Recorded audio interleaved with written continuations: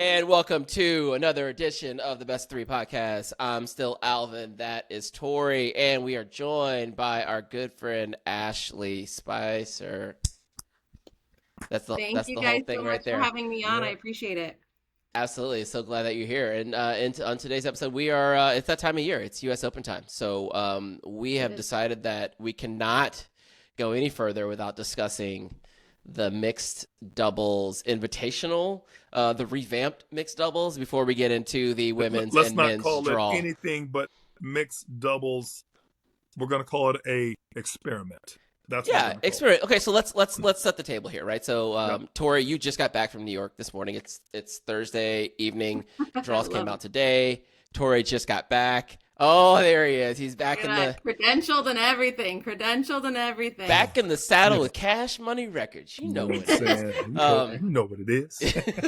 So Tori was on site Sunday to Thursday. Ashley and I were like commenters watching at home. And that's not a left-handed Monfils. That's Tori doesn't know how to flip and crop his pictures. Oh yeah, that's a recent one. That was a recent one right there a few days ago. And I'm gonna say this. Let me just say this, Alvin. I've read a few articles on it. You and Ashley, I'm sure, have as well.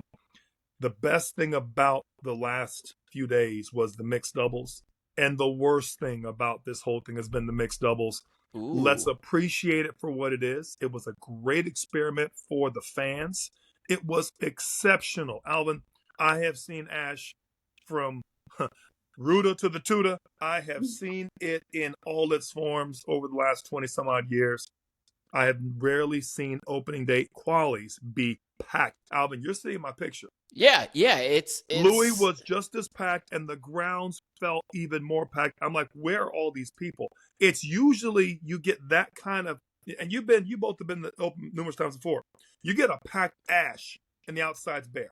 Right. You get a packed Louis and Ash, and it means it rained 3 days earlier, and everybody's on the outdoor courts. Mm-hmm. We were packed inside Ash, inside Armstrong, and outside. Well, that's the thing that was almost surprising. Never happens. Well, that was the thing that was surprising last night is that came through on the broadcast. That came through on TV. The energy and the excitement that the fans had to watch any doubles. Let's not even qualify that with mixed doubles, but any kind of doubles in our sport. It has always been relegated to, if you are a real deep tennis fan, if you're like just a gung-ho about it, maybe you have a personal connection. Or maybe one of the top five are actually playing. You know, I remember back when I was growing up and the Williams sisters would make it deep in some doubles draw. You'd pay attention then. Yep. It was front and center. And the fans were excited.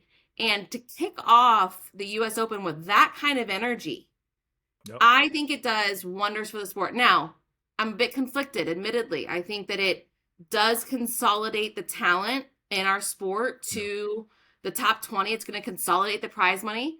But if you watch the quality of tennis in that finals was absolutely amazing. Iga was focused. She was into it. It was not. It had shed its exhibition feel for maybe the first couple rounds. They were playing for $1 million last night. So and everyone knew it. Let's go back and reset, right? So for those who are not aware, living under a rock, which I can't imagine that's the case, because if you listen to this podcast, you're a tennis nerd, right? You're with your people here. U.S. Open mixed doubles format changed, right? Moved from week 2, I guess technically week 3, because now we're calling these Grand Slams 3 weeks, which is a whole new thing. But like, as opposed, 2.75, right, exactly, as opposed to being on the backcourts during main draw, round of 16 quarterfinals, they're now sneaking in between finals. You know, they play the event during fan week. Right. So while qualies is happening on the outside course, fans come in and watch qualies. They are having these mixed doubles events, and they up the ante from $200,000 for the winning team to $1 million for the winning team, and they got all the top singles players to play. Right. So that's kind of the nuts and bolts of it, right? And they were only playing in the stadiums, right? Both in Ash and Armstrong. They were not on any outside courts. Every match was in the stadium. It was 4-game short set scoring. Right. And they played 2 a day. And I think that's also part of the secret sauce, is it wasn't a long and drawn out. You can make your case for or against it, but it gave the fans more people to watch. It made a ticket in Ash valuable. Right, the value. And the value add, the whole value proposition is what we're really talking about here. Armstrong was free, and ironically, Alvin, on that first day, they had a lot of good quality matches in Louis, and they had a lot of quality matches in Ash, and fans going back and forth. I'm just telling you, it was great to see. It was great to feel. Mm-hmm. The only thing, and Ashley made a great point about the shrinking the field and what have you. I think the thing that I still don't want to come to terms with is you still can't call that a Grand Slam champ for the winner.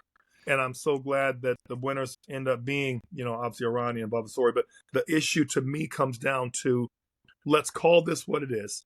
It wasn't an exhibition. It was definitely much more than that. It was not an exhibition. And I love that JPEG called out Draper on that point. However, I'm not going to call them the best mixed doubles players in the world either and give a Grand Slam champ credential, so to speak, even though it was on the Grand Slam stage. It was, we won the U.S. Open mixed experiment in 2025. Call it what you want. Number one, there was a secret draw. Number two, there wasn't a qualifying, there wasn't a ranking for it. And let's face it, Arani and Bubba almost didn't make the darn draw. Sure. And they weren't even seated as the number one mixed player on the team. So that in itself. And for every one of them, there's three or four more teams that round out the top 5 of mixed in the world that need to be seen and heard from. And my big recommendation is make those 4 the seeds next year. Okay? Good one. Let's start there. And then we start adding in, I know Alvin was very partial to watching Raducanu and Alcaraz, which I think everybody was. The crowd, best for tennis. But let's not make any mistake. Raducanu better up her game next time. I mean, because she was the worst player on the court that day in that situation. And that's nothing against her and the game. She's improved a ton. Former Grand Slam, actual Grand Slam champion at this tournament here several years ago. So there's no pot shots. The doubles takes a little bit of a different skill set, and I was glad I think it showcased that, Tori. I think Andrea figured that out. I think the fact that the defending champ won showed that's the piece they missed. They didn't miss the timing. That they nailed. They didn't miss the popularity and the injection of people and the prize money and having people see. I love the format. What they missed was what happens when they win this thing. What are we calling it? And if that's all they missed, that's not a bad miss, right? Well, what we have to deal with now is where does it fall within the canon of the rest of them? Actually, and how much do we give this? Forget the prize money. Sure. I make a full court, a half court shot at halftime of the Hawks game. Does that give me 3-point champ status? Or I think that's a bit diminutive, Tori. I think that's a bit diminutive to what those players are. I actually think that last night, especially in the semis and finals, I think you actually saw that it does take a different skill set for doubles, and they were able to showcase that in front of a nearly packed Arthur Ashe Stadium. Unfortunately, mixed doubles and doubles just haven't got that attention. It hasn't had that star power.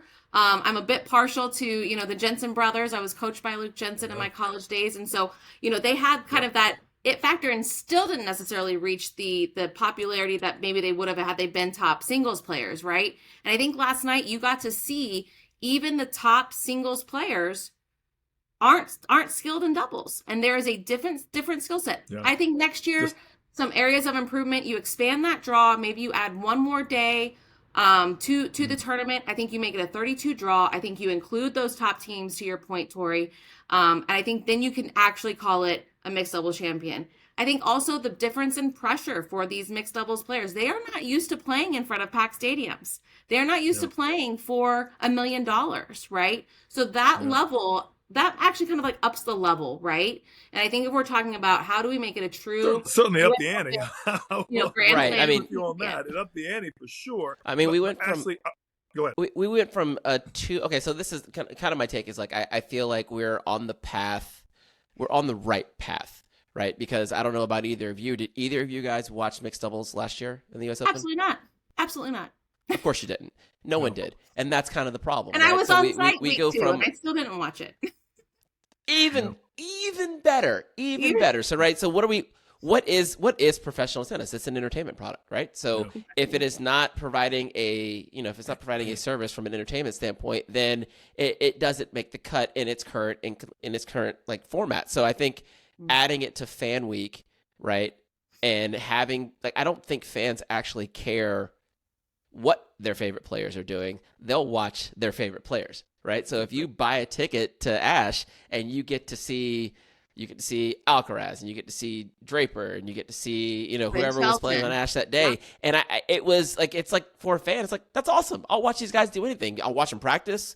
Maybe I can't watch them play in this, in this arena in the quarterfinals, but this is pretty cool too, because they're out there trying. And it was, I thought it was fantastic. But Tori, I'm with you on the, if we start to think about next year, what does this evolution look like? Yep. I really feel like, let's give the top 4 mixed doubles teams the 4 top seeds, 100%. and then let's feed in the other 8 100%. Teams that are the best singles players. Where it's due. We have to give the double special where the credit they deserve. I also think, and you two may or may not agree with me on this, you need to give the top women's doubles players, assuming they're not the same, but assuming that, and they need to get wild cards and get to pick from a group of players that are crowd favorites, Dancing with the Stars type format, right? And do the same with the men. And now let's just say you got a Siniakova on one side and you've got, I don't know, let's say Rajiv Ram. And they get to pick, here's you get first pick, Raj, you're whatever in the world right now, right? And he gets to pick one of the top ladies. And now, that now will really start to upset some apple carts, because you have your current doubles, mixed doubles teams. You've got some top doubles special players in the mix who are now getting to choose, and their seeding allows them to pick their actual partners. And then you add in a couple of crowd faves that played that just will happen to jump into the tournament. I mean, I'm just telling you guys, I think there's a lot that could happen here to woo the good singles players back to doubles, which is really, to me, I've always felt is one of the fan favorites if we had them playing. And that's not a pot shot on the players that are playing now. It's just the top have specialized in singles. And I get your point, Ashley. There's this different skill set. The top used to play it. You mentioned Venus and Serena, McEnroe and Fleming. They used to play it, right? It's been a choice not to schedule. I get it.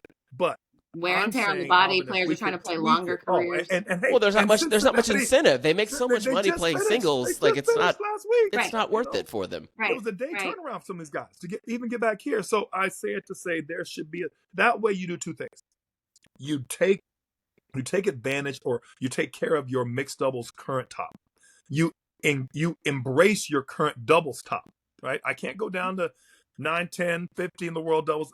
I'm sorry. But what we can do is take care of the top 4 and give them some love. And then we're going to make that to be a 32 draw, plenty of room for some seeds and wild cards in there. And if you want to throw Venus a bone, even better, let her play with somebody. If you want to play with somebody else, if Raj wants to play with a fellow American, wants to play with anybody, he can choose that as being the top, assuming he's one of the top men in doubles. And that, to me, is how it should go down. Now you put some of those crowd favorites in there. I'm going to tell you right now, I saw the match with Novak and Danilovic. There was no reason that young lady should be on the court with those players. It was just tough for her. And Novak, is not a bad player in general, right? And I just feel like what you end up getting is, Ash, you mentioned it, the semis and finals were solid on both semis, by the way. Mm-hmm. Pagula and Draper almost had that one, right? On a side note. But now you've got quality doubles all the way through. And I'm gonna come to Draper's defense. Some of those first rounds felt like an exhibition a little bit. I think the players didn't know quite what to bring. Yeah, I don't think the 100%. Players quite knew what energy to bring. They were dinking, they were showing out, they were hitting. Massetti, my all-time fave. Lorenzo was hitting these get out of here with don't with Massetti. Don't you dare. This is a Massetti safe. This is a safe Massetti space. You know that.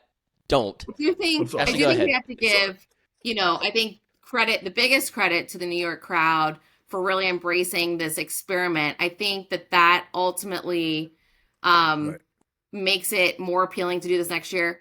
I think that I could definitely anticipate and see men's and women's doubles taking the same format. I agree.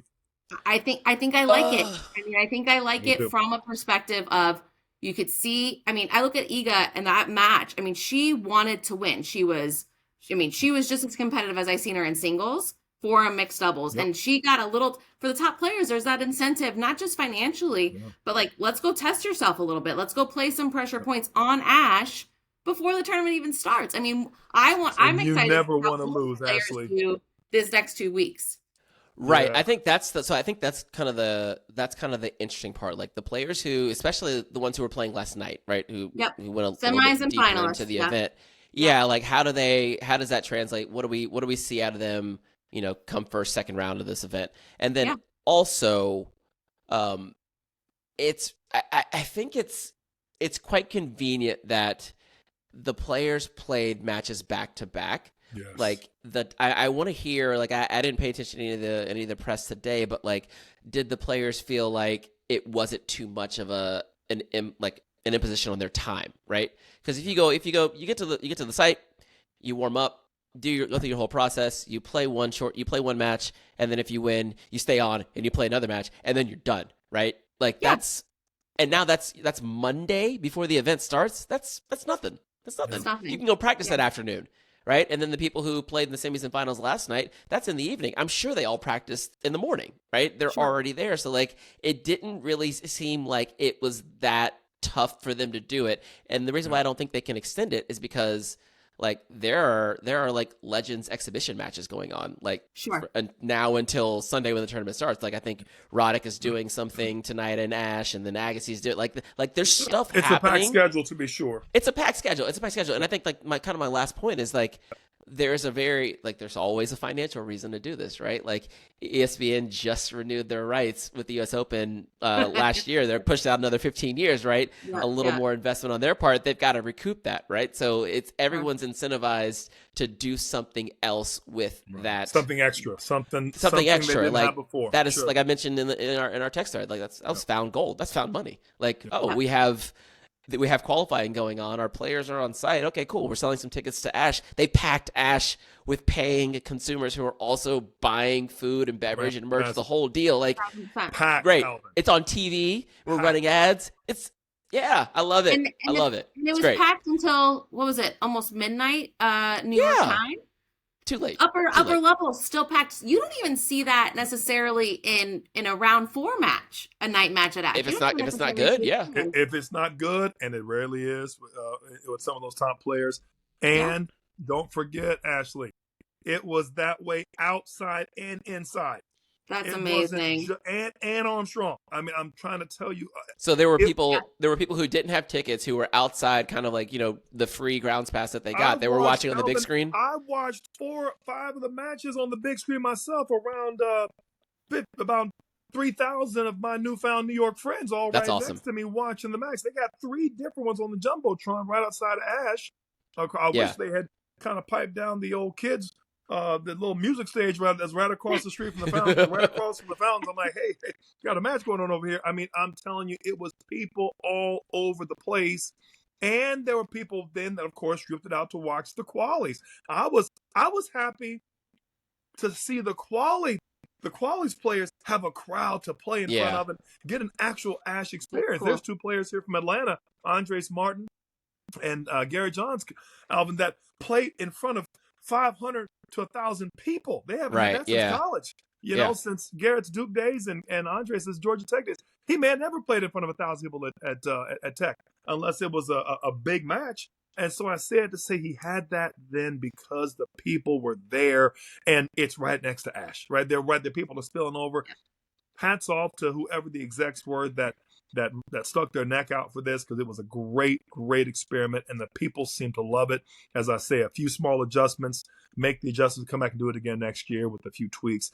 Jessica Bagula did make one big point I thought was great, and add in some player involvement. At the very least, take the pulse on what the players think.